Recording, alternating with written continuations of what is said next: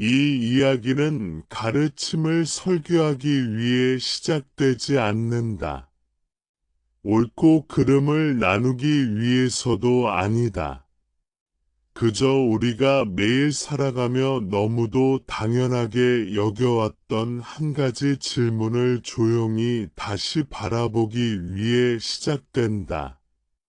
나는 과연 나를 잘 다스리고 있는가? 아니면 나를 더 단단히 붙잡고 있는가? 많은 사람들은 스스로를 절제하는 삶을 수행이라 부른다.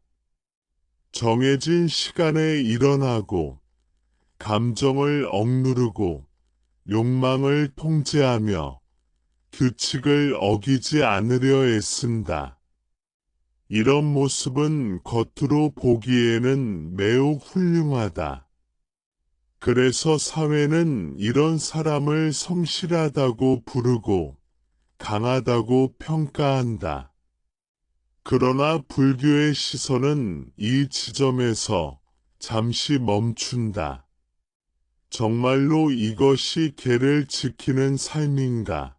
아니면 또 다른 방식의 집착인가를 묻기 때문이다. 개라는 말은 종종 규칙으로 오해된다. 하지 말아야 할 목록, 어기면 죄가 되는 조항처럼 느껴진다. 그래서 어떤 사람은 개를 들으면 답답함부터 느낀다. 자유를 제한한 것, 나를 묶는 것이라고 생각한다. 그러나 부처님의 가르침에서 개는 결코 억압이 아니다. 개는 지혜에서 비롯된 자연스러운 태도이며 괴로움을 줄이기 위한 가장 부드러운 방법이다. 개는 누군가에게 보이기 위해 지켜지는 것이 아니다. 착한 사람이라는 이미지를 얻기 위해서도 아니다. 개는 나와 타인이 연결되어 있다는 사실을 깊이 이해할 때 저절로 드러나는 삶의 방향이다. 그래서 개를 지키는 사람은 스스로를 억제하고 있다는 느낌이 적다. 오히려 마음이 가벼워진다. 반대로 자기 규율은 매우 익숙한 개념이다. 현대 사회는 자기 규율을 미덕으로 가르친다. 계획을 세우고 목표를 정하고 그것을 이루기 위해 자신을 통제하는 능력. 많은 자기계발서가 이것을 성공의 열쇠라 말한다. 자기 규율은 분명 삶을 정돈하는 데 도움이 된다. 문제는 그 뿌리가 어디에 있느냐이다. 자기 규율은 대부분 나를 중심으로 작동한다. 더 나은 내가 되기 위해, 뒤처지지 않기 위해, 남보다 나아 보이기 위해, 이 과정에서 나라는 기준은 점점 단단해진다.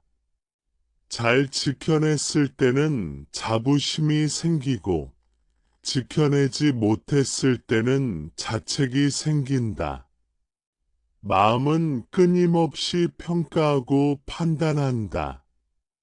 이때 자기 규율은 수행이 아니라 또 하나의 부담이 된다.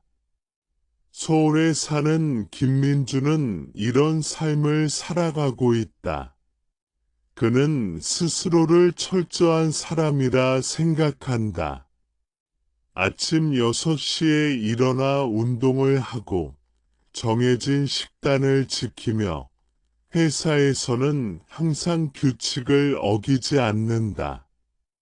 그는 술자리를 피해 다니고 쓸데없는 농담을 하지 않으며 감정 표현도 절제한다. 사람들은 그를 자기 관리가 잘 된 사람이라 말한다. 그러나 그의 마음속은 늘 바쁘다. 회식 자리에서 술을 마시는 동료를 보며 그는 속으로 생각한다. 저 사람은 의지가 약해. 업무에서 실수한 후배를 보며 또 다른 생각이 올라온다. 나는 저렇게 살지 않는데. 이런 생각은 소리 없이 반복된다. 그는 겉으로는 아무 말도 하지 않지만 마음속에서는 끊임없이 선을 긋고 있다. 나는 지키는 사람, 너는 지키지 못하는 사람이라는 경계선이다. 김민주는 걔를 지키고 있다고 믿지만 사실 그는 자기 규율을 통해 자신을 높이고 있다. 그의 절제는 관계를 부드럽게 만들지 않는다. 오히려 마음의 거리를 만든다. 불교에서 말하는 개는 이런 상태를 경계한다. 왜냐하면 개는 나를 낮추거나 높이기 위한 도구가 아니기 때문이다. 개는 지혜의 바탕 위에 서 있다. 왜 행동이 괴로움을 낳는지, 왜 저 말이 상처가 되는지를 아는 데서 출발한다. 그래서 개를 지키는 사람은 타인을 판단하기보다 이해하려 한다. 자기 규율은 의지의 힘을 요구하지만 개는 통찰을 요구한다. 이 둘의 차이는 겉으로 드러나지 않을 수도 있지만 마음의 방향은 전혀 다르다. 부처님은 인간의 고통이 욕망에서 비롯된다고 보셨다. 여기서 욕망은 단순히 물질적 욕심만을 말하지 않는다. 인정받고 싶고, 옳고 싶고, 잘난 사람으로 보이고 싶은 마음도 모두 욕망이다. 자기 규율이 이런 욕망을 강화할 때, 그것은 수행처럼 보이지만 사실은 자아를 더욱 단단히 만드는 길이 된다. 개는 자아를 키우지 않는다. 오히려 자아를 느슨하게 만든다. 내가 항상 옳을 필요가 없다는 안도감, 내가 기준이 되지 않아도 된다는 자유. 개를 지키는 삶에는 이런 숨 쉴 공간이 있다. 그래서 개는 지혜의 뿌리라 불린다. 행동 이전에 마음이 바뀌기 때문이다. 이 이야기를 듣는 당신이 혹시 이런 질문을 하고 있다면 그것은 아주 자연스러운 일이다. 그렇다면 아무 규율도 없이 살아야 하는가? 아무 노력도 하지 말아야 하는가? 불교는 극단을 택하지 않는다. 중요한 것은 무엇을 지키느냐가 아니라 어떤 마음으로 살아가느냐이다. 개와 자기 규율의 차이를 이해하는 것은 수행의 시작점이다. 이것은 누군가를 평가하기 위한 기준이 아니라 자신의 마음을 비추는 거울이다. 나는 지금 무엇을 지키고 있는가? 지혜에서 비롯된 선택인가? 아니면 나를 증명하려는 몸부림인가?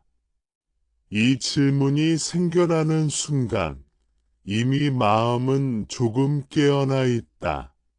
이야기는 자연스럽게 개라는 말의 뿌리로 흘러간다. 많은 사람은 개를 도덕이라고 생각한다. 착해야 한다는 압박, 바르게 살아야 한다는 의무처럼 느낀다. 그러나 불교에서 말하는 개는 선악의 판결이 아니다.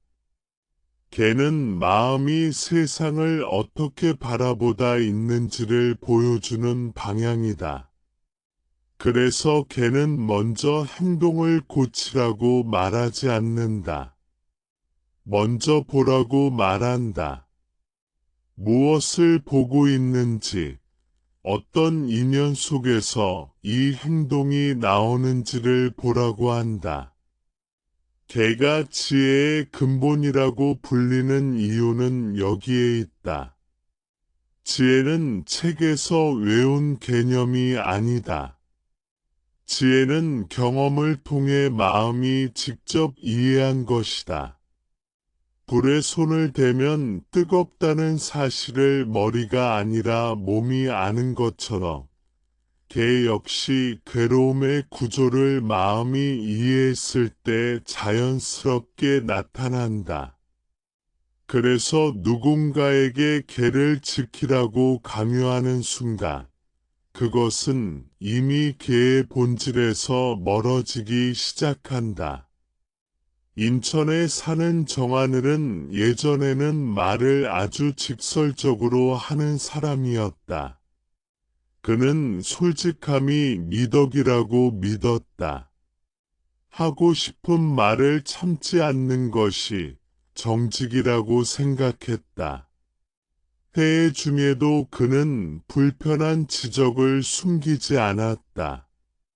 처음에는 사람들도 그의 솔직함을 높이 평가했다. 그러나 시간이 지나면서 그의 주변에는 점점 사람이 줄어들었다. 그는 이해하지 못했다. 나는 거짓말을 하지 않았는데 왜 사람들이 나를 불편해할까? 어느 날 그는 우연히 불교 강연을 듣게 된다. 그 자리에서 개에 대한 이야기가 나온다. 말을 삼가라는 개는 침묵하라는 뜻이 아니라 말이 어떤 결과를 낳는지를 보라는 가르침이라는 설명이었다. 그 말이 그의 마음에 오래 남았다. 그는 자신의 말을 돌아보기 시작했다. 진실이라는 이름 아래 자신이 쏟아낸 말들이 상대의 마음에 어떤 파문을 남겼는지를 처음으로 바라보게 된다. 정하늘은 그 이후로 말을 줄이겠다고 결심하지 않았다. 대신 말을 하기 전 잠시 멈추는 습관이 생겼다. 이 말이 지금 필요한가? 이 말이 누군가를 살리는가를 스스로에게 묻는다. 신기하게도 말이 줄어들수록 마음은 더 편안해졌다. 그는 자신을 억누르고 있다는 느낌이 들지 않았다. 오히려 불필요한 힘이 빠져나가는 느낌이었다. 이것이 개가 행동으로 드러나는 방식이다. 자기 규율은 이런 과정을 거치지 않는다. 자기 규율은 기준을 먼저 세운다. 이렇게 말하지 말자. 이렇게 행동하지 말자라는 규칙을 만든다. 그리고 그 규칙을 지키는 나를 관리한다. 이 방식은 빠르고 눈에 띄는 변화를 만든다. 그러나 마음의 깊은 층위는 그대로 남아있는 경우가 많다. 겉으로는 침착해 보이지만 속에서는 여전히 판단과 분노가 일어난다. 광주에 사는 오지우는 감정 조절을 자기 규율의 핵심으로 삼고 있다. 그는 화를 내지 않겠다고 스스로에게 엄격한 규칙을 세웠다. 화가 올라올 때마다 이를 악물고 참는다. 그는 이것을 성숙함이라 부른다. 그러나 그의 얼굴은 늘 굳어 있고 몸은 긴장되어 있다. 화를 내지 않는 대신 그는 사람들을 피하기 시작했다. 마음속의 불편함은 사라지지 않았기 때문이다. 불교의 개는 화를 내지 말라고 말하지 않는다.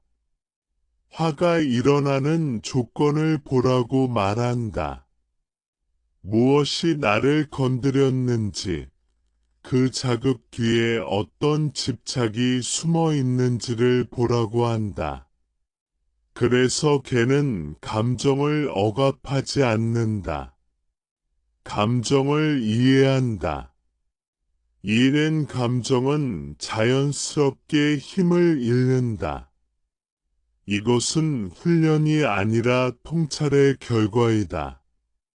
개와 자기 규율의 또 다른 차이는 타인을 대하는 태도에서 분명히 드러난다. 자기 규율을 강하게 지키는 사람은 무의식적으로 동일한 기준을 타인에게도 적용한다. 내가 이렇게 참는데 너는 왜 못 참느냐는 생각이 쉽게 생긴다. 이때 마음에는 미세한 우월감이 자리 잡는다. 이것이 불교에서 말하는 아만이다. 겉으로는 겸손해 보일 수 있지만 마음속에서는 비교가 멈추지 않는다. 개에서 비롯된 삶은 비교가 줄어든다. 왜냐하면 기준이 나에게 있지 않기 때문이다. 개는 옳고 그름의 잣대가 아니라 괴로움을 줄이는 방향이다.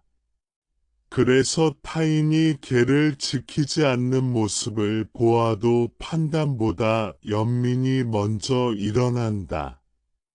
저 사람도 어떤 인연 속에서 저 행동을 하고 있구나라는 이해가 생긴다.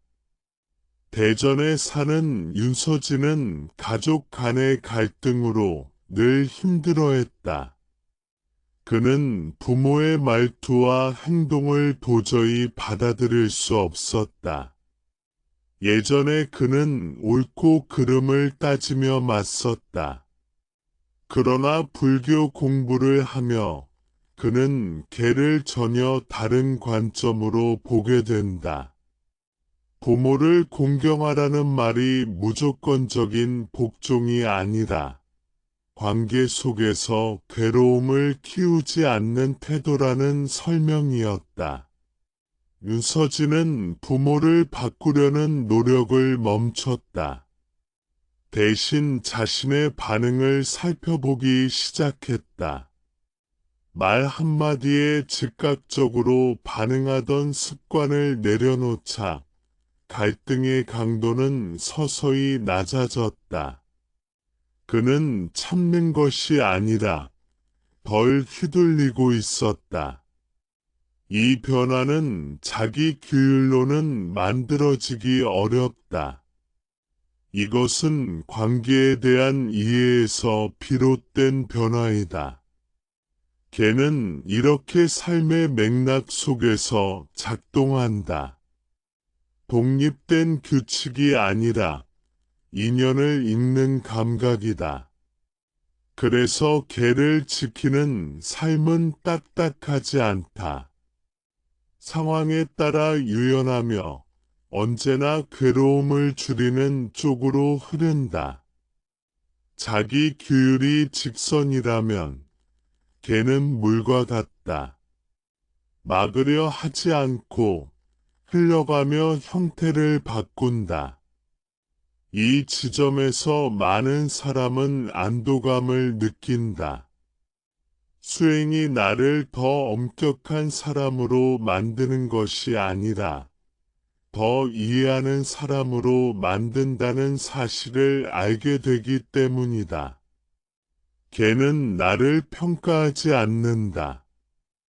나에게 더 잘 보라고 말할 뿐이다.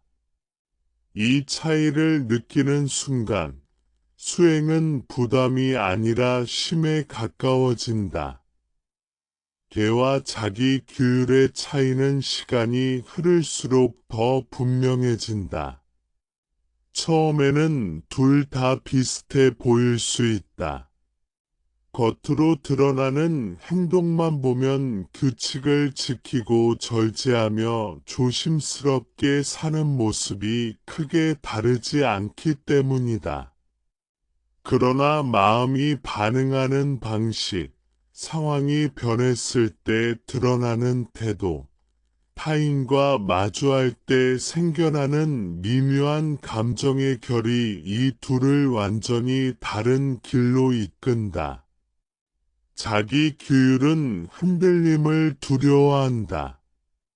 계획이 무너질 때, 감정이 올라올 때, 예외 상황이 생길 때 자기 규율에 의존하는 사람의 마음은 빠르게 경직된다. 기준이 깨졌다는 불안 때문이다. 반면 걔는 흔들림 속에서 오히려 작동한다. 예상하지 못한 상황에서 어떤 선택이 괴로움을 키우고 어떤 선택이 괴로움을 줄이는지를 즉각적으로 비추어 준다. 그래서 걔는 상황에 따라 살아 움직이는 지혜라 불린다. 수원에 사는 한유진은 어린 시절부터 스스로에게 엄격한 사람이었다. 그는 계획표를 짜고 그대로 실행하는 데서 안정감을 느꼈다. 하루의 일정이 흐트러지면 이유 없이 짜증이 났고 약속이 취소되면 마음이 불편해졌다. 그는 이것을 성실함이라 믿었다. 그러나 결혼 후 아이를 키우면서 그의 삶은 점점 통제할 수 없는 방향으로 흘러가기 시작했다. 아이는 계획대로 움직여주지 않았다. 밤에 자지 않고 울었고 갑작스럽게 아팠으며 예고 없이 일상을 바꾸어 놓았다. 한희진은 처음에는 더 엄격한 자기 규율로 이 상황을 관리하려 했다. 감정을 드러내지 말자, 흔들리지 말자, 참아내자라고 스스로에게 반복해서 말한다. 그러나 참을수록 피로는 쌓였고 어느 순간 이유 없는 분노가 터져 나왔다. 그는 자신이 왜 이렇게 변했는지 이해하지 못했다. 예전에는 잘 해내던 자기 관리가 왜 이제는 자신을 더 괴롭히는지 알 수 없었다. 그러던 중 그는 우연히 개에 대한 이야기를 접하게 된다. 개는 상황을 통제하라는 가르침이 아니라 지금 이 상황에서 괴로움을 줄이는 방향을 보라는 가르침이라는 말이었다. 이 말은 그의 마음을 깊이 건드렸다. 한희진은 처음으로 자신의 기준을 내려놓기 시작했다. 아이가 올 때마다 계획이 깨졌다고 생각하는 대신 지금 이 아이와 나 사이에 어떤 인연이 작동하고 있는지를 바라본다. 화가 올라오면 그것을 억누르기보다 왜 이 화가 생겨났는지를 살핀다. 놀랍게도 이렇게 바라보는 순간 화는 이전보다 훨씬 빨리 가라앉았다. 그는 참는 것이 아니라 이해하고 있었다. 걔는 이렇게 삶의 예측 불가능성을 품는다. 자기 규율은 통제할 수 있는 영역에서만 강하다. 그러나 인생의 대부분은 통제할 수 없는 조건들로 이루어져 있다. 타인의 감정, 관계의 변화, 몸의 노화, 예기치 못한 상실 앞에서 자기 규율은 쉽게 무력해진다. 이때 개는 새로운 길을 연다. 바꾸지 못하는 것을 바꾸려 애쓰지 않고 그 안에서 덜 괴로운 선택을 하도록 이끈다. 자기 규율 중심의 삶은 실패에 취약하다. 규칙을 어겼을 때, 감정을 통제하지 못했을 때, 계획을 지키지 못했을 때 스스로를 강하게 비난한다. 이 비난은 다시 더 강한 규율을 요구한다. 이렇게 만들어진 순환은 마음을 점점 거칠게 만든다. 겉으로는 더 단단해 보일 수 있지만 안쪽에서는 균열이 커진다. 개 중심의 삶은 실패라는 개념 자체를 다르게 본다. 어떤 행동이 괴로움을 키웠다면 그것은 실패가 아니라 알아차림의 기회가 된다. 왜 이런 결과가 나왔는지, 어떤 집착이 작동했는지를 살펴보는 계기가 된다. 그래서 개를 따르는 사람은 스스로에게 비교적 관대하다. 관대함은 방종이 아니라 이해에서 나온다. 전주에 사는 강도연은 사업 실패를 겪은 후 깊은 좌절에 빠졌다. 그는 자신을 철저한 사람이라고 믿어왔다. 계획, 노력, 인내만 있으면 결과는 따라온다고 확신했다. 그러나 현실은 그의 믿음을 무너뜨렸다. 실패 후 그는 자신을 무능한 사람으로 규정하며 극단적인 자기 비판에 빠졌다. 그동안 자신을 지탱하던 자기 규율이 한순간에 칼이 되어 자신을 찔렀다. 그는 한동안 아무것도 할 수 없었다. 그러다 지인의 권유로 명상 모임에 나가게 된다. 그곳에서 그는 개에 대한 아주 단순한 설명을 듣는다. 개는 성공을 보장하지 않는다. 개는 괴로움을 줄이는 방향을 가리킬 뿐이다. 이 말은 그의 마음에 오래 남았다. 그는 처음으로 실패한 자신을 고치려 하지 않고 그 마음을 바라보기 시작했다. 강도연은 여전히 실패의 기억을 안고 있다. 그러나 그것을 통해 자신을 정의하지 않는다. 그는 실패 속에서도 타인을 속이지 않으려 했던 순간들, 관계를 끊지 않으려 애썼던 태도를 떠올린다. 그것이 바로 개의 작용이라는 사실을 알게 된다. 결과가 아니라 방향이 중요하다는 이해는 그의 삶을 조금씩 다시 움직이게 했다. 개와 자기 규율의 차이는 결국 나를 대하는 태도에서 가장 분명해진다. 자기 규율은 나를 관리의 대상으로 본다. 잘 다듬어야 할 존재, 통제해야 할 대상이다. 개는 나를 이해의 대상으로 본다. 조건과 인연 속에서 반응하는 존재로 바라본다. 이 시선의 차이가 마음의 온도를 완전히 바꾼다. 개는 나를 느슨하게 만든다. 느사다는 것은 흐트러진다는 뜻이 아니라 불필요한 긴장이 풀린다는 의미이다. 긴장이 풀린 마음은 더 잘 본다. 더 잘 듣고 더 깊이 공감한다.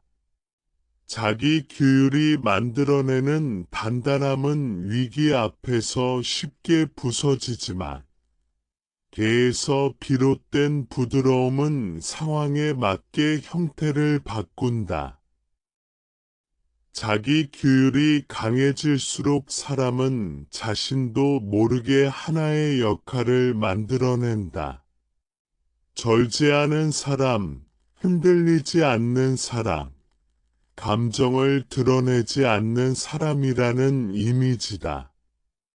이 이미지는 처음에는 보호막처럼 느껴진다. 약해 보이지 않게 해주고 혼란스러운 마음을 감추어 준다. 그러나 시간이 지나면 이 이미지는 스스로를 가두는 틀이 된다. 그 틀에서 벗어나는 순간 사람은 자신이 무너진 것처럼 느끼기 때문이다. 개는 이미지를 만들지 않는다. 개는 어떤 모습이어야 한다는 요구를 하지 않는다. 다만 지금 이 마음이 어떤 조건에서 일어났는지를 보게 한다. 그래서 개를 따르는 사람은 자신의 약함을 숨기지 않는다. 약함을 인정하는 순간에도 자존감이 무너지지 않는다. 왜냐하면 자존감의 근거가 성취나 통제에 있지 않기 때문이다. 창원에 사는 배성호는 주변에서 늘 믿음직한 사람으로 불렸다. 그는 가족에게도 직장에서도 한 번도 흐트러진 모습을 보이지 않았다. 힘들다는 말을 하지 않았고 부탁을 거절하지도 않았다. 그는 이것을 책임감이라 여겼다. 그러나 그의 몸은 조금씩 신호를 보내고 있었다. 이유 없는 두통, 소화불량, 잠들기 어려운 밤이 반복되었다. 의사는 스트레스를 줄이라고 말했지만 배성호는 무엇을 줄여야 할지 알지 못했다. 그는 이미 충분히 잘 살고 있다고 생각했기 때문이다. 그러다 어느 날 어머니의 병간호를 하던 중 그는 처음으로 감정을 주체하지 못하고 눈물을 흘렸다. 그 순간 그는 스스로에게 큰 실망을 느꼈다. 나는 왜 이렇게 약해졌을까라는 생각이 머리를 스쳤다. 그는 자신을 다잡기 위해 더 강한 자기 규율을 적용하려 했다. 감정을 드러내지 말자. 흔들리지 말자. 다시 예전처럼 버티자. 그러나 이 다짐은 오래가지 못했다. 오히려 감정은 더 자주, 더 강하게 올라왔다. 그는 점점 자신을 통제할 수 없다는 두려움에 사로잡혔다. 이때 그는 지인의 권유로 절에 머무는 시간을 갖게 된다. 특별한 수행을 한 것은 아니다. 다만 조용히 앉아 자신의 상태를 바라보는 시간이 늘어났다. 그 과정에서 그는 개에 대한 이야기를 듣게 된다. 개는 강해지라는 가르침이 아니라 거짓으로 자신을 꾸미지 말라는 가르침이라는 말이었다. 배성호는 그 말 앞에서 오래 침묵했다. 그는 처음으로 자신이 강한 사람이 아니라 강한 척해 온 사람이었음을 인정하게 된다. 이 인정은 그를 무너뜨리지 않았다. 오히려 숨이 트이는 느낌을 주었다. 그는 더 이상 완벽한 역할을 유지하려 애쓰지 않게 되었다. 힘들다는 말을 조심스럽게 꺼내기 시작했고, 도움을 받는 것에 죄책감을 느끼지 않게 되었다. 걔는 이렇게 역할을 내려놓게 한다. 자기 규율은 역할을 강화한다. 나는 참된 사람이다. 나는 흔들리지 않는 사람이다라는 정체성은 언젠가 반드시 균열을 맞이한다. 인간은 본래 조건에 따라 반응하는 존재이기 때문이다. 걔는 이 사실을 부정하지 않는다. 오히려 그 조건을 있는 그대로 보게 한다. 자기 규율이 중심이 된 삶에서는 감정이 문제가 된다. 슬픔, 불안은 통제해야 할 대상으로 여겨진다.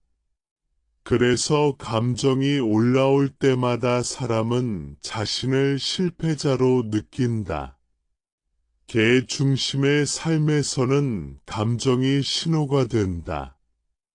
무엇이 나를 이렇게 만들었는지 알려주는 메시지로 받아들인다. 이 차이는 마음의 태도를 근본적으로 바꾼다. 제주에 사는 고은지는 인간관계에서 늘 조심스러운 사람이었다. 그는 갈등을 싫어했고 누군가를 불편하게 만드는 것을 두려워했다. 그래서 하고 싶은 말을 삼키는 것이 습관이 되었다. 그는 이것을 자기 절제라 불렀다. 그러나 속으로는 불만이 쌓여갔고 어느 순간 가까운 사람에게 이유 없이 차갑게 대하는 자신을 발견했다. 그는 스스로를 이해할 수 없었다. 참아왔는데 왜 이런 반응이 나오는지 알 수 없었다.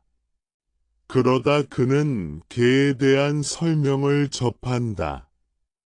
말하지 않는 것이 항상 바른 것이 아니라 말하지 않음으로써 괴로움이 쌓인다면 그건 역시 개에서 벗어난 것이라는 이야기였다. 고은지는 그 말을 곱씹으며 자신의 침묵을 돌아본다. 그 침묵이 상대를 배려해서였는지 아니면 거절당할까 두려워서였는지를 살핀다. 이 과정에서 그는 처음으로 자신의 두려움을 인정한다. 그리고 아주 작은 표현부터 시도한다. 불편함을 공격이 아닌 설명으로 전하는 연습을 한다. 그는 자신이 무례해지지 않았음을, 오히려 관계가 더 투명해졌음을 경험한다. 걔는 이렇게 균형을 회복시킨다. 지나친 억압도, 무분별한 표출도 아닌 중간의 길을 찾게 한다. 이 길은 규칙으로 정해지지 않는다. 상황과 관계 속에서 매 순간 새롭게 발견된다.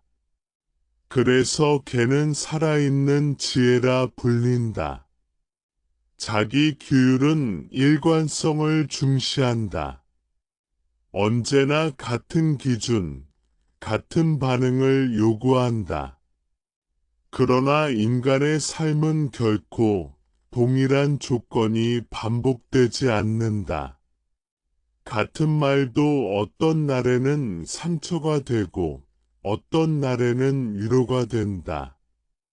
걔는 이 미묘한 차이를 감지하게 한다. 그래서 걔를 따르는 사람은 기계처럼 행동하지 않는다. 살아있는 사람으로 반응한다. 이 지점에서 많은 사람은 두려움을 느낀다. 기준이 없으면 흔들릴 것 같다는 두려움이다. 그러나 걔는 기준이 없다는 뜻이 아니다. 괴로움을 줄이는 방향이라는 분명한 나침반을 가지고 있다. 다만 그 나침반은 고정된 규칙이 아니라 지금 이 순간의 조건을 읽는 감각이다. 개가 삶 속에서 뿌리 내리기 시작하면 사람의 시선은 자연스럽게 자신에서 관계로 옮겨간다. 이전에는 내가 얼마나 잘 지키고 있는지, 내가 얼마나 흔들리지 않는지가 중요했다면, 이제는 이 행동이 나와 타인 사이에 어떤 흐름을 만드는지가 더 중요해진다. 이 변화는 겉으로 드러나는 성과보다 느리지만 마음의 깊은 층에서는 분명한 차이를 만들어낸다. 자기 규율은 혼자 있을 때 가장 빛난다.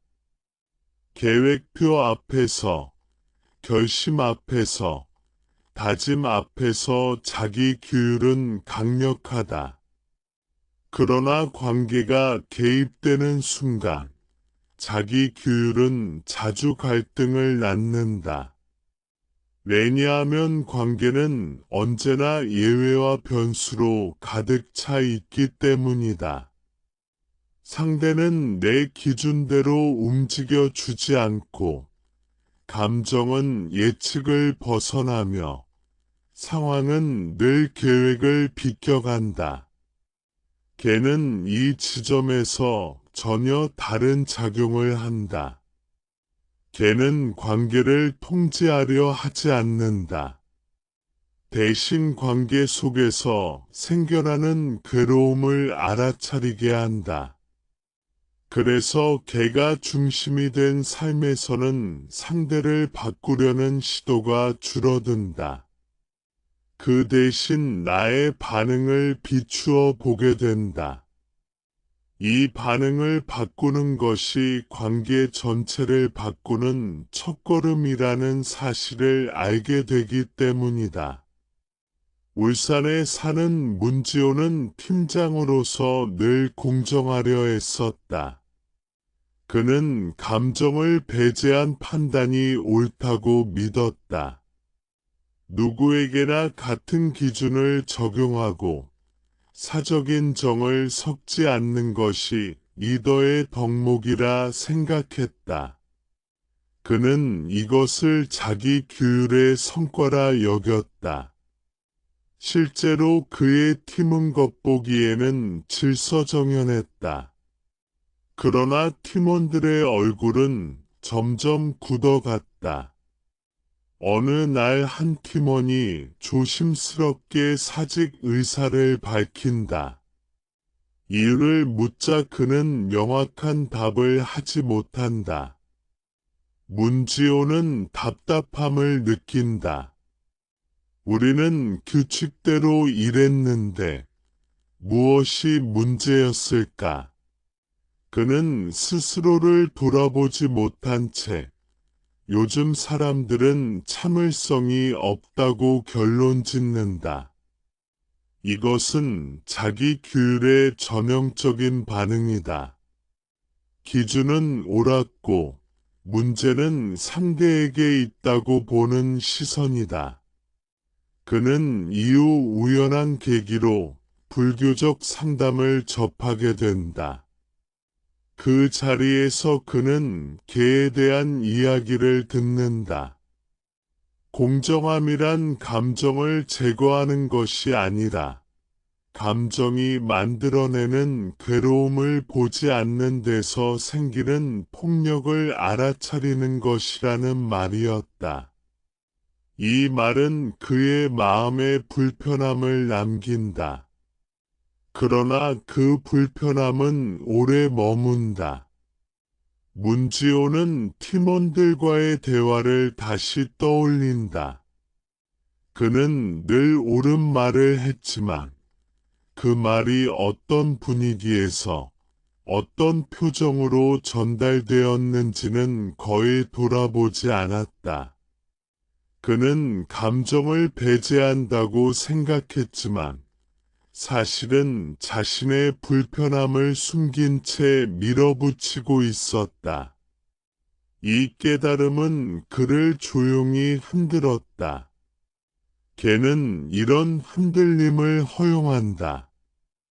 자기 규율은 흔들림을 실패로 여기지만 걔는 흔들림을 배움의 문으로 본다. 문지호는 이후 회의 자리에서 이전보다 말을 늦춘다. 결론을 서두르지 않고 팀원의 말을 끝까지 듣는다. 그는 자신이 약해졌다고 느끼지 않는다. 오히려 이전보다 상황을 더 잘 보고 있다는 느낌을 받는다. 걔가 관계 속에서 작동할 때 사람은 자연스럽게 경계를 낮춘다. 경계가 낮아진다는 것은 기준을 버린다는 뜻이 아니다. 나만의 기준을 절대적인 잣대로 삼지 않는다는 의미이다. 이때 대화에는 여백이 생기고 그 여백 속에서 이해가 자라난다. 자기 규율이 강한 사람일수록 사과를 어려워한다. 사과는 자신의 기준이 흔들렸음을 인정하는 행위처럼 느껴지기 때문이다. 반면 걔를 따르는 사람은 사과를 패배로 여기지 않는다. 오히려 괴로움을 줄이는 하나의 선택으로 본다. 그래서 사과는 자존심이 아니라 관계를 회복하는 방향으로 기능한다. 포항에 사는 김서윤은 부부 갈등 속에서 늘 옳은 말을 해왔다. 그는 논리적으로 틀린 적이 없었다. 그래서 갈등이 생길수록 그는 더 정확한 설명을 준비했다. 그러나 갈등은 줄어들지 않았다. 오히려 대화는 점점 차가워졌다. 그는 자신이 무엇을 잘못하고 있는지 알 수 없었다. 어느 날 그는 걔에 대한 설명을 접한다. 옳은 말이 항상 이로운 말은 아니라는 가르침이었다.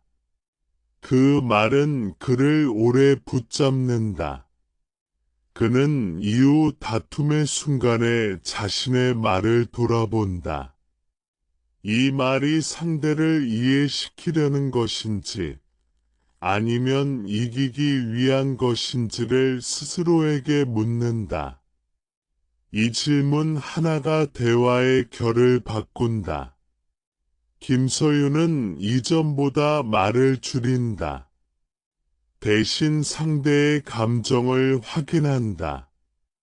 처음에는 어색했지만 점차 대화의 온도가 달라진다. 그는 처음으로 논쟁에서 지지 않아도 관계가 무너지지 않는다는 사실을 경험한다. 이것은 자기 규율로는 얻기 어려운 체험이다. 이것은 관계를 중심에 둔 개의 작용이다. 개는 이렇게 인간관계 속에서 가장 분명하게 모습을 드러낸다. 혼자 있을 때는 알기 어려운 집착과 암만이 관계 속에서는 쉽게 드러난다. 그래서 불교에서는 관계를 수행의 장이라 말한다. 관계는 나를 비추는 거울이기 때문이다. 자기 규율은 이 거울을 피하려 한다. 혼자서 완벽해지려는 길을 택한다. 그러나 인간은 홀로 완성되지 않는다. 우리는 언제나 타인과의 접촉 속에서 자신을 확인한다. 걔는 이 사실을 받아들이고 그 접촉을 통해 깨어나도록 이끈다. 개가 깊어질수록 사람은 덜 반응하고 더 응답하게 된다. 반응은 자동적이지만 응답은 선택이다. 이 선택은 의지의 힘이 아니라 이해에서 나온다. 그래서 응답에는 무리가 없다. 억지로 참는 긴장도, 폭발 직전의 억눌림도 없다. 자기 규율이 오랫동안 삶의 중심이 되어 온 사람에게 가장 두려운 순간은 통제가 완전히 무너지는 경험이다. 계획이 무의미해지고, 다짐이 힘을 잃고, 의지가 더 이상 작동하지 않는 순간이다.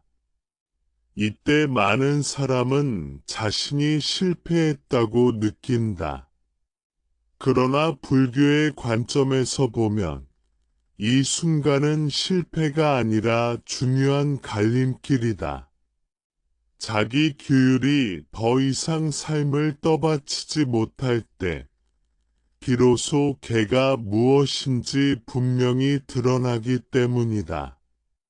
개는 의지가 약해졌을 때 사라지지 않는다. 오히려 그때 더 분명하게 작동한다. 왜냐하면 개는 힘으로 밀어붙이는 방식이 아니라 상황을 있는 그대로 보는 이해에서 나오기 때문이다. 자기 규율은 체력이 떨어지면 무너지고 감정이 거세지면 흔들리지만 개는 그런 조건들까지 포함한 상태에서 방향을 잡는다. 원주에 사는 이정민은 오랜 시간 자기 규율로 살아온 사람이었다. 그는 매일 명확한 목표를 세우고 그 목표를 이루지 못하면 스스로를 용납하지 않았다. 그는 이것을 성장이라 불렀다. 실제로 그는 빠르게 성과를 냈고 주변의 인정을 받았다. 그러나 그 대가는 점점 쌓여갔다. 쉬는 법을 잊었고 자신에게 따뜻한 말을 건네는 법도 잊었다. 어느 해 그는 갑작스러운 번아웃을 겪는다. 아침에 눈을 떠도 몸이 움직이지 않았고 이전에 당연히 해내던 일들이 감당할 수 없는 부담으로 느껴졌다. 그는 자신을 다시 일으켜 세우기 위해 더 강한 자기 규율을 적용하려 했다. 게으름을 용서하지 말자, 나약해지지 말자라는 말로 자신을 몰아붙였다. 그러나 그 말은 더 이상 힘이 되지 않았다. 이정민은 깊은 좌절 속에서 처음으로 멈추게 된다. 아무것도 하지 못한 채 시간을 보내면서 그는 자신이 그동안 얼마나 스스로를 조건부로 대했는지를 보게 된다. 잘할 때만 괜찮은 사람, 성과가 있을 때만 가치 있는 사람으로 자신을 규정해 왔다는 사실이 드러난다. 이 깨달음은 아프지만 동시에 진실에 가까웠다. 그는 그 시기에 개에 대한 이야기를 접한다. 개는 잘하는 요구가 아니라 스스로를 해치지 말라는 약속이라는 설명이었다. 이 말은 그에게 큰 울림을 준다. 그는 처음으로 자기 자신에게도 개를 적용해야 한다는 사실을 이해하게 된다. 타인을 해치지 않듯 자신을 해치는 방식으로 살아가지 않는 것. 이것이 개의 중요한 한 측면이라는 것을 알게 된다.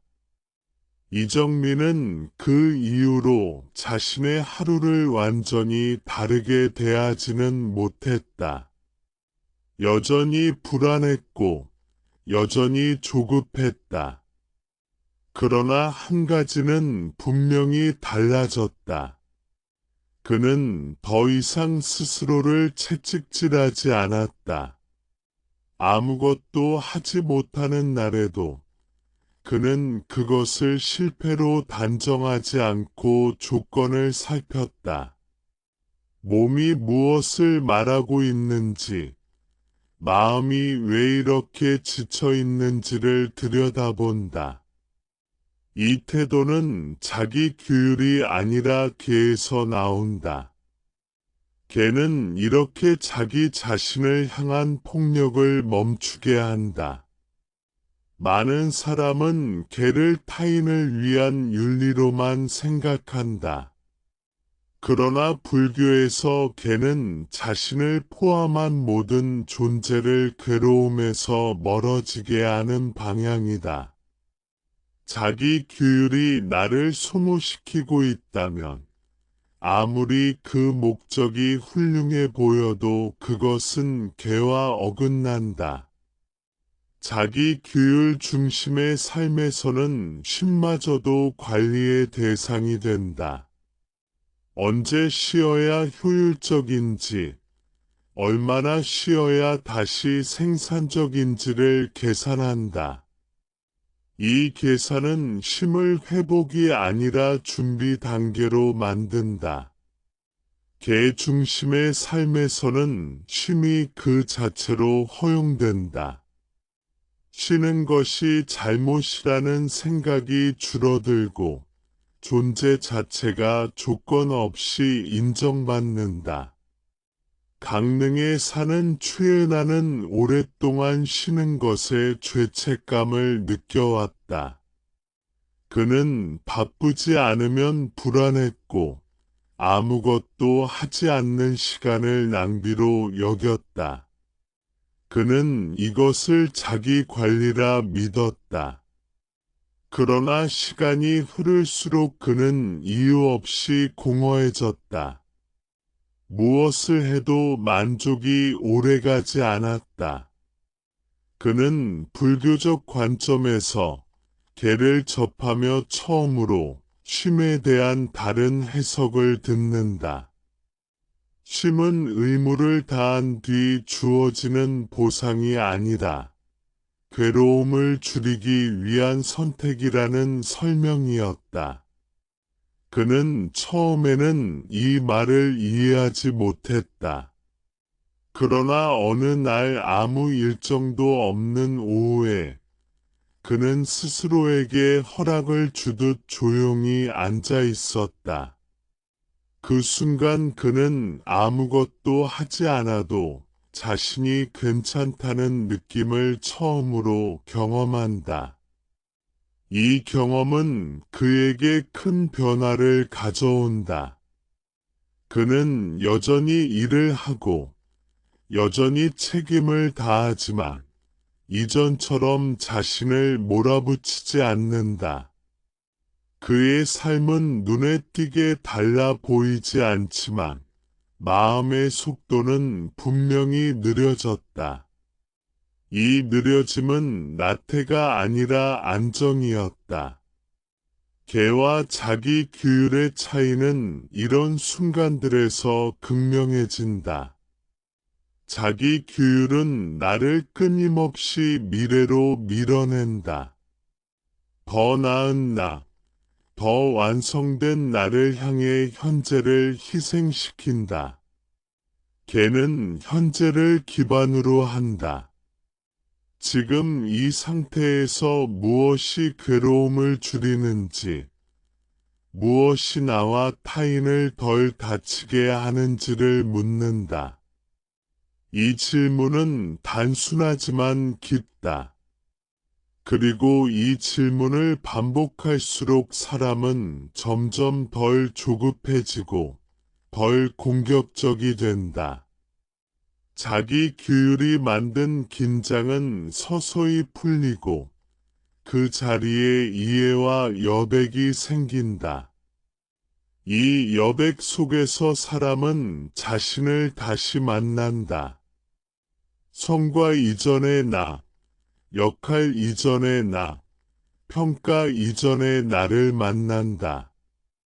개는 단순히 행동을 바르게 만드는 규범이 아니라 나라는 존재를 대하는 태도 전반을 바꾸는 힘이라는 사실이 드러난다. 자기 규율이 나를 끌고 가는 채찍이라면 개는 넘어졌을 때 일어나도록 돕는 손이다. 이 손을 느끼기 시작할 때 삶은 더 이상 견뎌야 할 싸움이 아니라 이해하며 걸어갈 수 있는 길로 변하기 시작한다. 개가 삶의 깊은 층으로 스며들수록 사람은 점점 덜 자신을 중심에 두게 된다. 이것은 자기를 무시하거나 가볍게 여긴다는 뜻이 아니다. 오히려 자신을 과도하게 중심에 두고 있던 시선이 자연스럽게 풀어지는 것이다. 자기 규율이 강할수록 사람은 무의식적으로 세상을 나를 기준으로 정렬하려 한다. 옳음과 그름, 성취와 실패, 강함과 약함이 모두 나를 중심으로 배열된다. 개는 이 배열 자체를 조용히 느슨하게 만든다. 자기 규율의 핵심에는 늘 나라는 기준이 있다. 내가 세운 목표, 내가 정한 규칙, 내가 생각한 이상적인 모습. 이 기준은 처음에는 삶의 방향을 주지만 시간이 흐르면 점점 나를 가두는 틀이 된다. 특히 이 기준이 도덕이나 수행의 이름을 입을 때 사람은 그 틀을 내려놓기 더 어려워진다. 나는 옳은 일을 하고 있다는 확신이 있기 때문이다. 개는 확신을 키우지 않는다. 개는 의심을 허용한다. 이 선택이 정말 괴로움을 줄이는가? 이 말이 정말 이 순간에 필요한가라는 질문을 끊임없이 던진다. 이 질문은 나를 공격하지 않는다. 다만 나의 자동 반응을 멈추게 한다. 그래서 개를 따르는 사람은 점점 덜 단정적이 된다. 청주에 사는 남도윤은 오랫동안 자신을 원칙적인 사람이라 여겨왔다.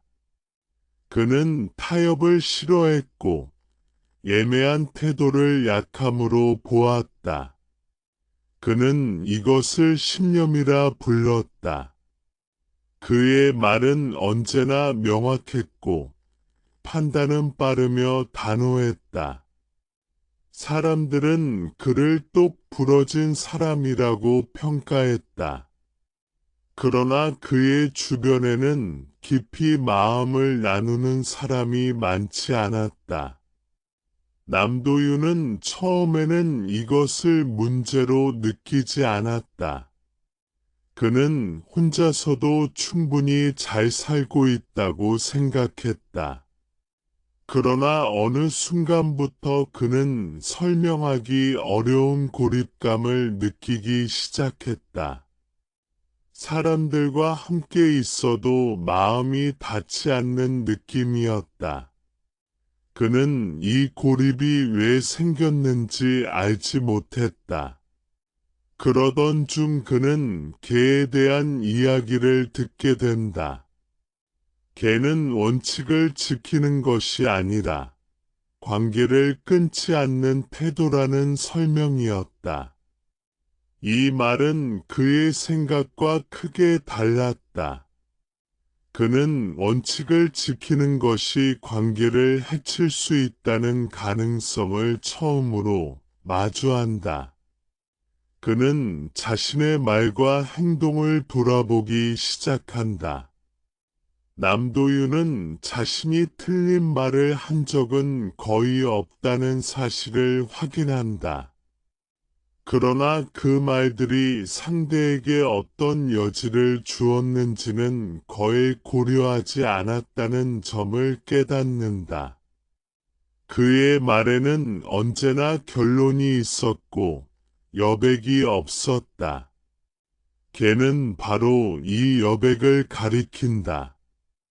말하지 않음의 여백, 기다림의 여백, 상대가 스스로를 드러낼 수 있는 공간이다.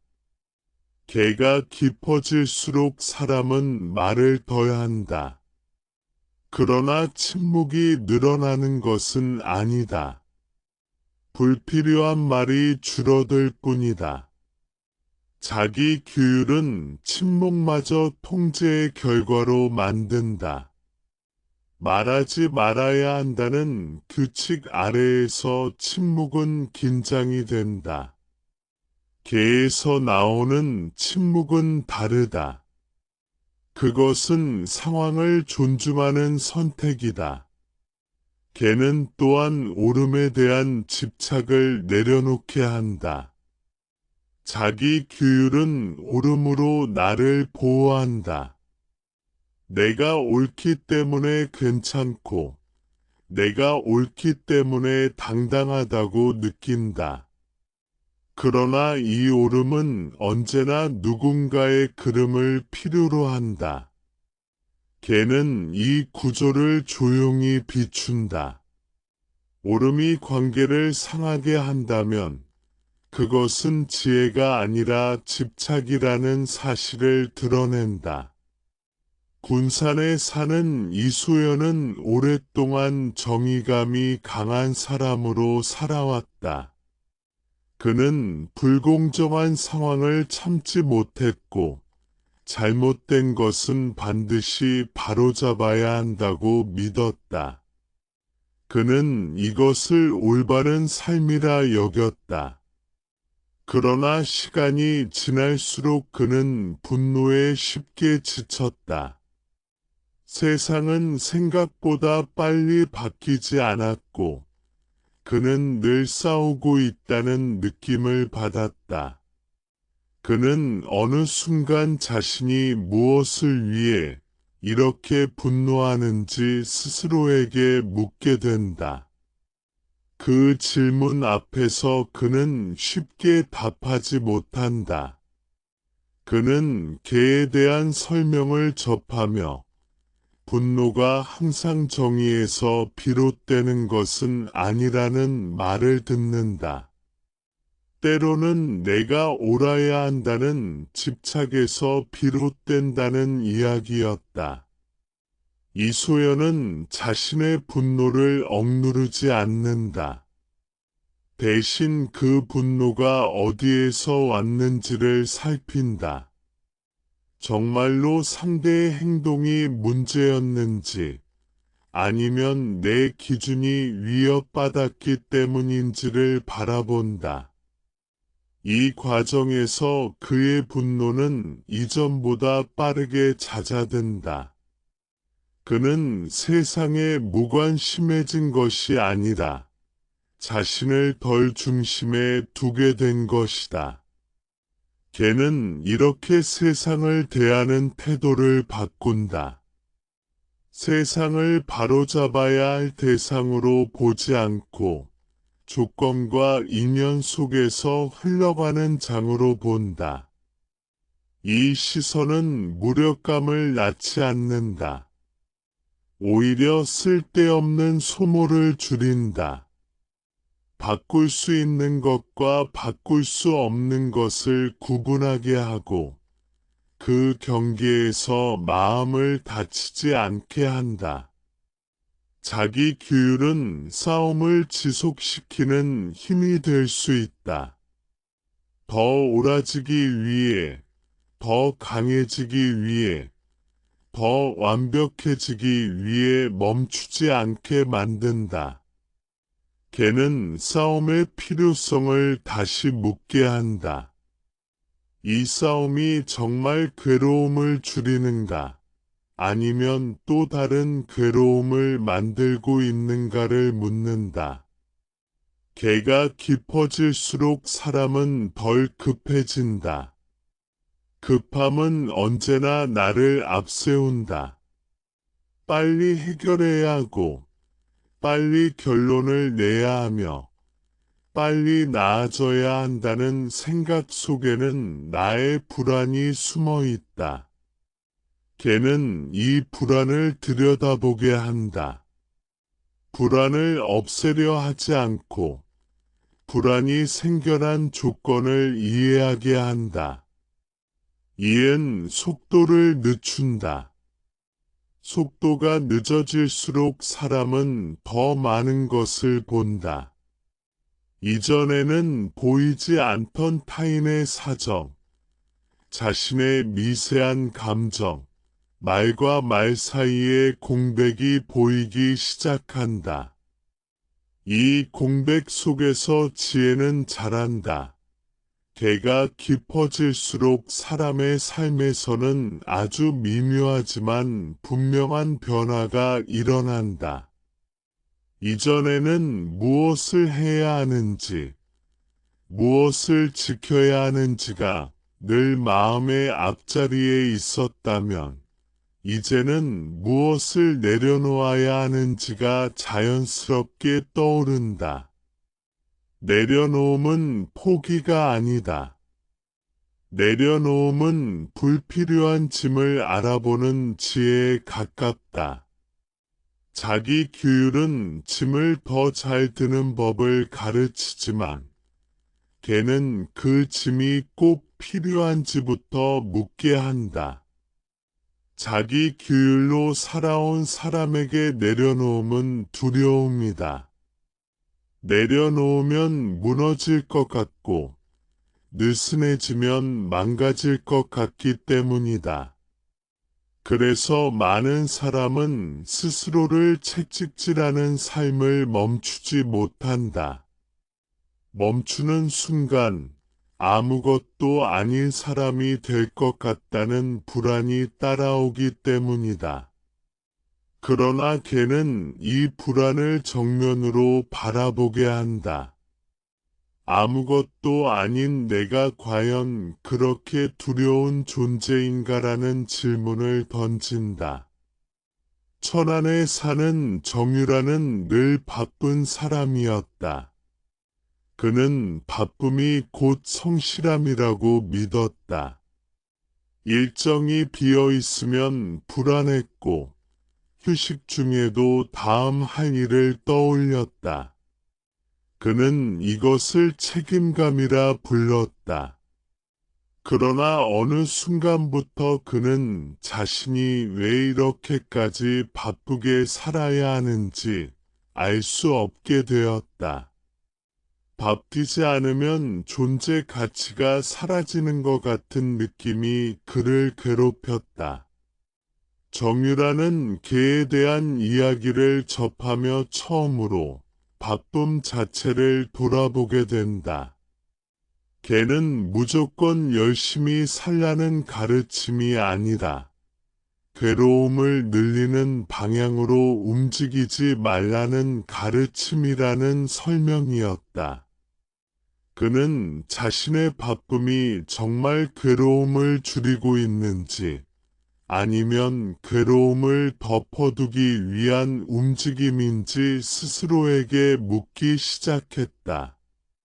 그 질문 앞에서 그는 쉽게 답하지 못했다. 그는 바쁘게 움직일 때만 불안을 느끼지 않는다는 사실을 깨닫는다.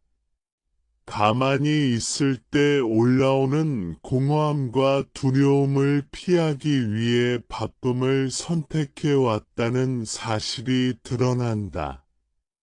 이 깨달음은 그를 멈추게 했다. 그는 처음으로 아무것도 하지 않는 시간을 일부러 만든다. 그 시간은 처음에는 불편했다. 손이 허전했고 마음이 들떠 있었다. 그러나 그는 그 불편함을 없애려 하지 않았다. 걔가 말하는 바라봄의 태도로 그 불편함을 지켜본다. 불안이 어떻게 생겨나고 어떻게 사라지는지를 본다. 이 과정에서 그는 중요한 사실을 체험한다. 불안은 없애지 않아도 된다는 것, 충분히 바라보면 스스로 약해진다는 사실이다. 걔는 이렇게 마음속의 자동 반응을 끊어낸다. 자기 규율은 반응을 억누르지만 걔는 반응을 이해하게 한다. 이해된 반응은 더 이상 나를 끌고 가지 않는다. 이 차이는 삶의 질을 근본적으로 바꾼다. 걔가 깊어질수록 사람은 선택의 기준을 바꾼다. 이전에는 이 선택이 나에게 얼마나 유리한가, 얼마나 효율적인가가 중요했다면, 이제는 이 선택이 얼마나 많은 괴로움을 줄이는가가 기준이 된다. 이 기준은 단순해 보이지만 삶 전체를 조용히 재정렬한다. 안산에 사는 박현수는 오랫동안 경쟁적인 환경에서 살아왔다. 그는 늘 비교 속에서 자신을 증명해야 했다. 더 빨리, 더 많이, 더 높이 올라가야 안심이 되었다. 그는 이것을 현실 감각이라 여겼다. 그러나 어느 순간부터 그는 승패와 상관없이 늘 지쳐 있었다. 이겨도 편안하지 않았고, 저도 쉴 수 없었다. 그는 걔에 대한 설명을 통해 경쟁 자체를 다시 보게 된다.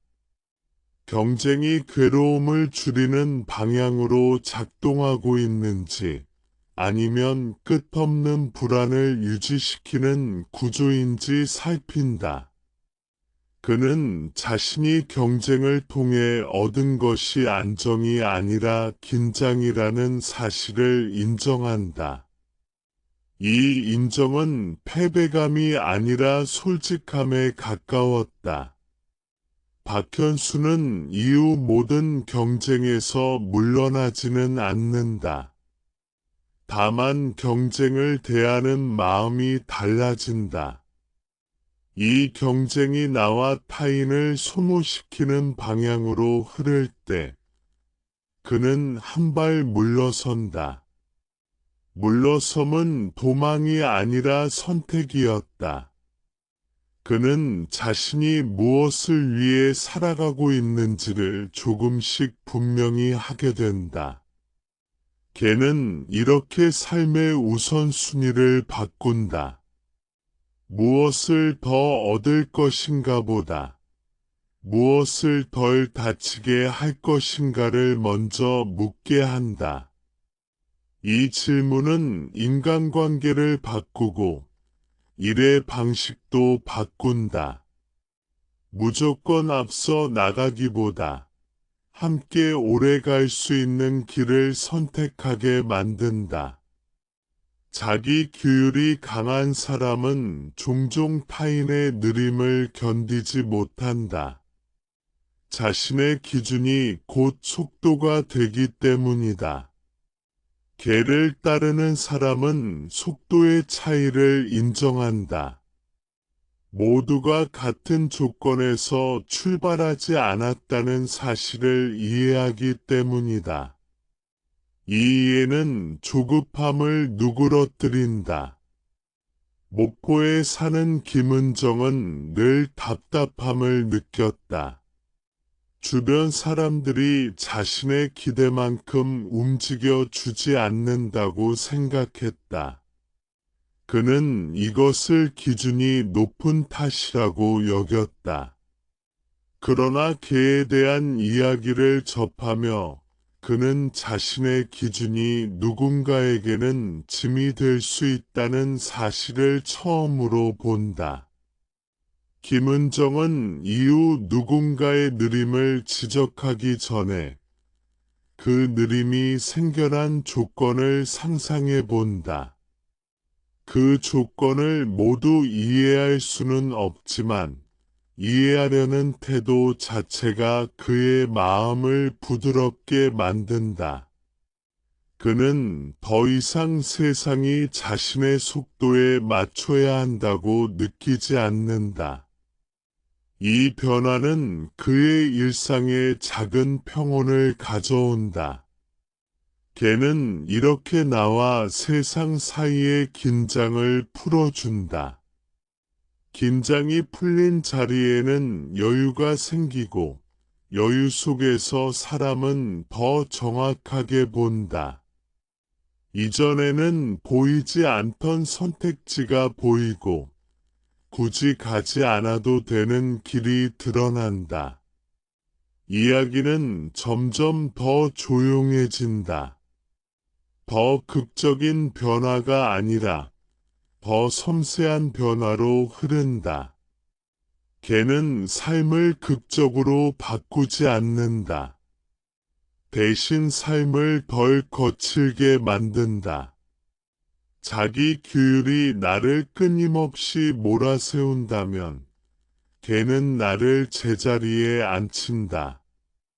지금 여기에서 충분하다는 감각, 이 순간에도 괴로움을 줄일 수 있다는 가능성을 느끼게 한다.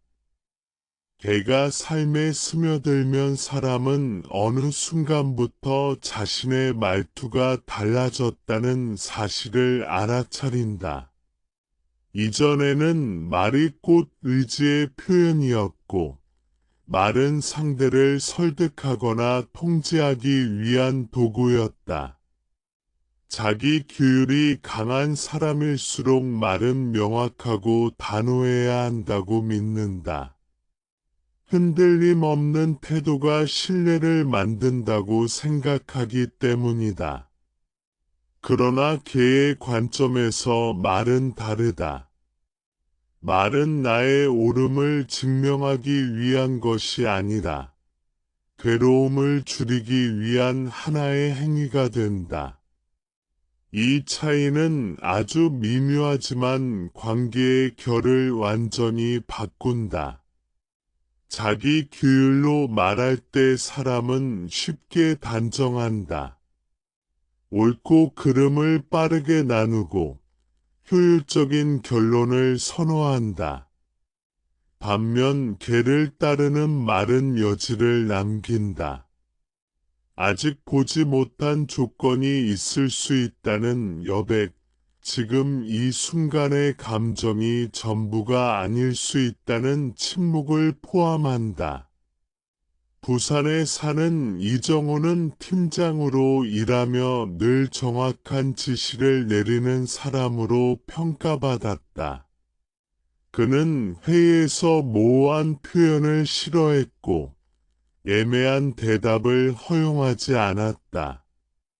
그의 기준에서 좋은 팀원은 빠르게 이해하고 즉시 실행하는 사람이었다.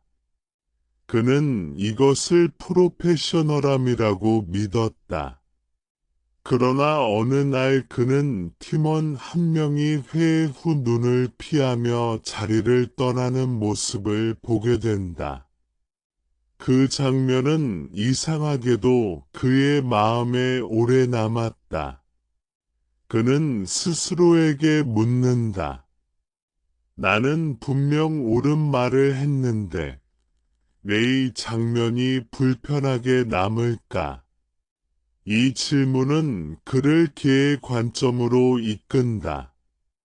말이 옳았는지보다 그 말이 괴로움을 줄였는지를 돌아보게 만든다. 이정호는 이후 말하기 전에 잠시 멈추는 습관을 들인다. 이 말이 상대를 긴장하게 만들지는 않는지, 이 말이 나의 불안을 덜기 위한 것은 아닌지를 살핀다. 그는 말의 속도를 조금 늦추고 단정적인 표현 대신 질문을 섞기 시작한다. 처음에는 어색했지만 그 변화는 회의실의 공기를 바꾸어 놓는다. 팀원들의 표정이 조금씩 풀리고 말수가 늘어난다. 걔는 말의 윤리를 가르친다. 무엇을 말해야 하는지가 아니라 왜 말하는지를 묻는다. 자기 규율은 침묵을 나약함으로 여기지만 걔는 침묵을 선택으로 본다. 말하지 않음이 더 많은 괴로움을 막을 수 있다면 그 침묵은 지혜가 된다. 이 지점에서 사람은 자신의 분노를 다르게 경험한다. 자기 규율의 관점에서 분노는 억제해야 할 감정이다. 드러내면 패배이고 흔들림으로 여겨진다. 그래서 많은 사람은 분노를 눌러 담는다. 그러나 눌린 분노는 사라지지 않는다. 다른 말로, 다른 표정으로, 다른 관계에서 새어나온다. 걔는 분노를 억누르지 말라고도 마음껏 표현하라고도 하지 않는다. 다만 분노가 어떻게 생겨났는지를 보라고 한다. 분노가 생긴 자리에 무엇이 있었는지를 살핀다. 기대였는지, 두려움이었는지, 인정받고 싶은 마음이었는지를 바라본다. 대전에 사는 오세라는 가족과의 대화에서 자주 화를 냈다. 그는 자신이 감정적인 사람이라고 생각했다. 그래서 화를 내고 나면 늘 후회했다. 다음에는 그러지 말아야지 다짐했지만 비슷한 상황이 오면 또다시 같은 반응을 반복했다. 자기 규율로는 이 고리를 끊을 수 없었다. 개의 가르침을 접한 그는 화가 올라오는 순간을 자세히 보기 시작한다. 말이 나오기 직전에 몸의 긴장, 가슴의 답답함, 생각의 속도를 느낀다. 그는 화를 참으려 하지 않고 화를 정당화하지도 않는다. 그저 그 감정이 일어나는 과정을 따라간다. 그러자 그는 분노 뒤에 있는 서운함을 발견한다. 이해받지 못했다는 느낌, 혼자라는 감각이 그를 밀어 올리고 있었다. 이 발견은 그의 반응을 바꾼다. 그는 화 대신 자신의 상태를 말하는 연습을 한다. 지금 많이 지쳐 있다. 지금은 이 말을 듣기 어렵다 같은 표현을 선택한다.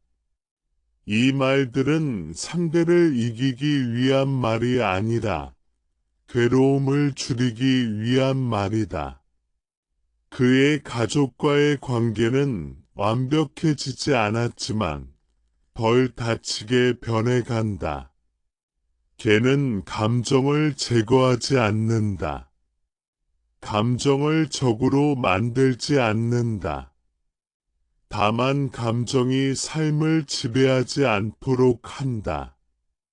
자기 규율이 감정을 통제하려 한다면 걔는 감정과의 거리를 조절한다.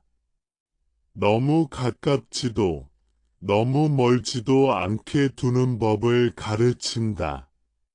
이 거리감은 자기 자신을 대하는 태도에서도 드러난다. 자기 규율이 강한 사람은 실수에 가혹하다. 실수는 곧 실패이고 실패는 가치의 하락으로 이어진다고 믿는다. 그래서 작은 실수에도 자신을 몰아붙인다. 더 잘해야 한다는 채찍은 잠시 성과를 낼 수 있지만 마음을 마르게 한다. 개는 실수를 다르게 본다. 실수는 조건의 결과이지 나라는 존재의 증거가 아니라고 본다. 이 관점은 사람을 느슨하게 만들지 않는다. 오히려 다시 시도할 수 있는 힘을 준다. 자신을 미워하지 않고도 배울 수 있기 때문이다. 광주에 사는 한지민은 늘 완벽하려 했었다. 그는 실수하지 않는 사람으로 인정받고 싶었다. 그래서 작은 오류에도 밤잠을 설쳤다. 그는 이것을 책임감이라고 불렀다. 그러나 그의 관점에서 그는 자신의 책임감이 자신을 괴롭히고 있다는 사실을 보게 된다. 한지민은 실수를 했을 때 자신에게 묻는다. 이 실수로 인해 실제로 생긴 괴로움은 무엇인가? 그리고 그 괴로움을 줄이기 위해 지금 할 수 있는 것은 무엇인가? 이 질문은 그를 자책에서 행동으로 옮긴다. 그는 자신을 비난하는 데 쓰던 에너지를 상황을 정리하는 데 사용한다. 개는 이렇게 삶의 에너지를 덜 소모하게 만든다. 불필요한 자기 공격을 멈추게 하고 필요한 행동에 집중하게 한다. 자기 규율이 긴장 위에서 작동한다면 개는 이해 위에서 작동한다. 이야기가 여기까지 흐르면 사람은 자연스럽게 느낀다. 개는 나를 더 나은 사람으로 만들기 위한 도구가 아니라 나를 덜 괴로운 사람으로 만드는 길이라는 것을. 덜 괴로운 삶은 결코 무기력한 삶이 아니다. 오히려 불필요한 싸움이 줄어든 삶이다. 그만큼 더 중요한 것에 힘을 쓸 수 있는 삶이다. 개와 자기 규율의 차이는 여기에서 분명해진다. 자기 규율은 나를 세우려 하고 개는 나를 내려놓게 한다.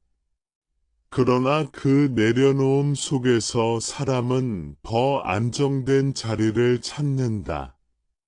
흔들리지 않기 때문이 아니라 흔들려도 돌아올 자리를 알기 때문이다. 개의 흐름이 삶의 가장 깊은 곳까지 닿으면 사람은 더 이상 스스로를 관리해야 할 대상으로 느끼지 않게 된다.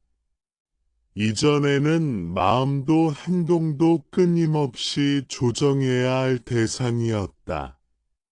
잘못 움직이면 바로잡아야 하고 느슨해지면 다시 조여야 하는 존재였다.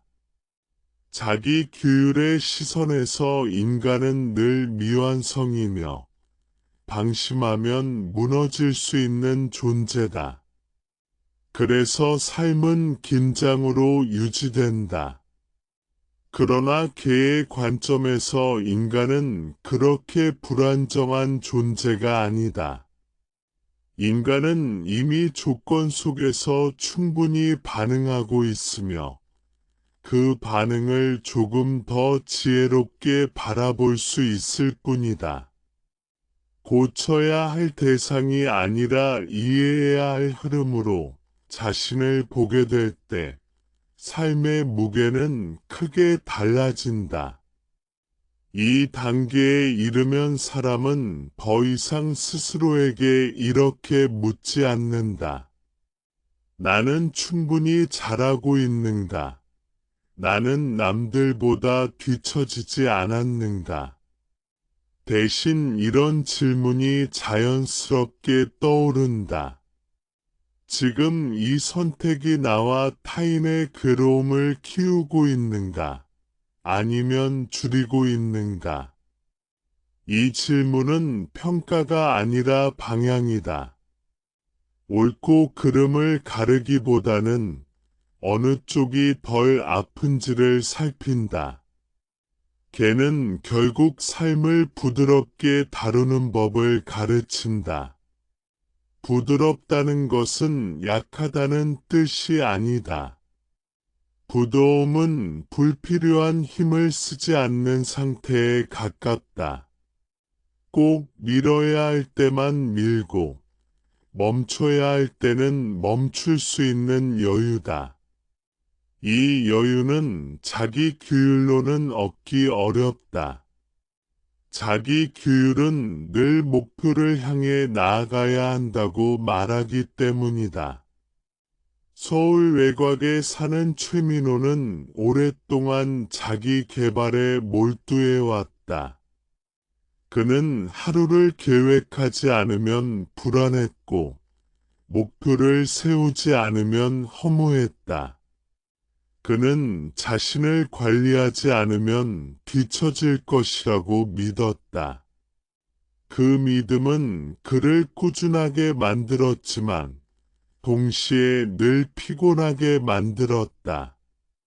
개에 대한 이야기를 들으며 그는 처음으로 목표 없는 시간을 상상해 본다. 아무것도 이루지 않아도 되는 시간. 스스로를 증명하지 않아도 되는 상태를 떠올린다. 그 상상은 처음에는 공포에 가까웠다. 그러나 그는 그 공포를 밀어내지 않고 그대로 둔다.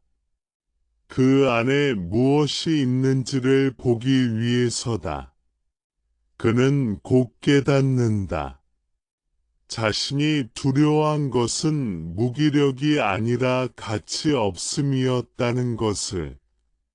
아무것도 하지 않는 순간 자신이 쓸모없는 존재가 될 것이라는 믿음이 마음 깊은 곳에 자리하고 있었다. 개는 이 믿음을 부수지 않는다. 다만 그 믿음이 어디에서 생겨났는지를 비춘다. 비교, 경쟁, 조건부 인정 속에서 형성된 생각임을 조용히 드러낸다. 이 이해는 그를 느슨하게 만들지 않는다.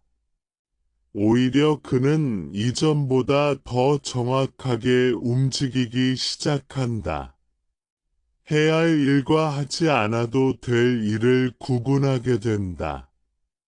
모든 기회에 반응하지 않고 모든 요구에 응답하지 않는다. 그는 자신을 보호하는 선택을 하기 시작한다. 이 보호는 이기심이 아니라 지혜에 가깝다. 개는 이렇게 삶의 소음을 줄인다.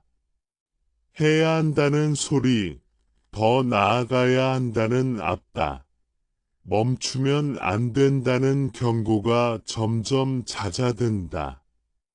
그 자리에 조용한 감각이 들어온다. 지금 이 정도면 괜찮다는 감각, 완벽하지 않아도 무너지지 않는다는 확신이다. 이 감각은 관계에서도 드러난다. 개를 체화한 사람은 타인을 바꾸려는 욕구가 줄어든다.